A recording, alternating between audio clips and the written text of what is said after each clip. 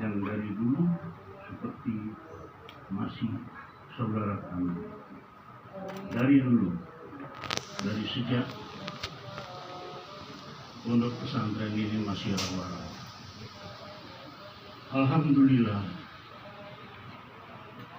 kedua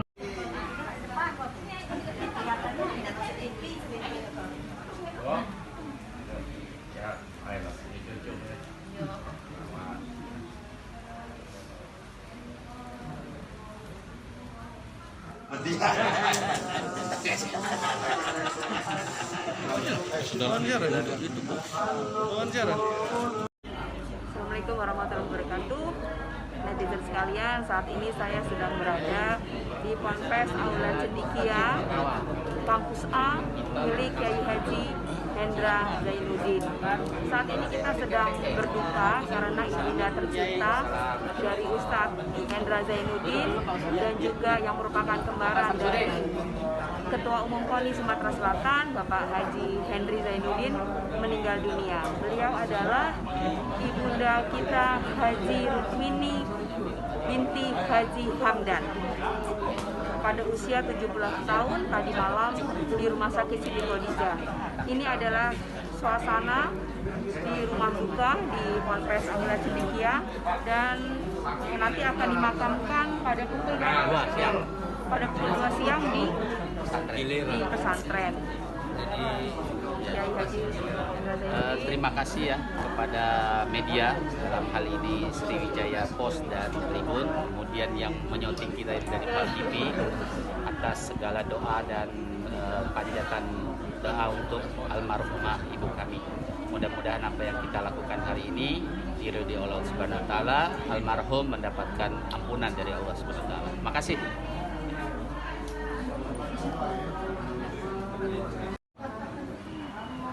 Anda berdua dilahirkan sebagai anak kembar. Nah, apa yang paling berkesan dari seorang ibu bagi Hendra Zainuddin dan Henry Zainuddin?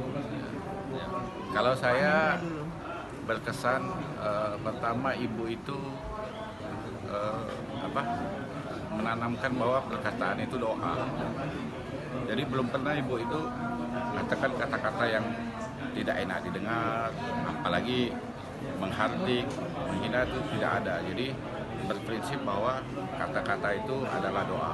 Jadi pun kami sampai sekarang terbiasa bahwa apa yang kami ucapkan itu adalah doa.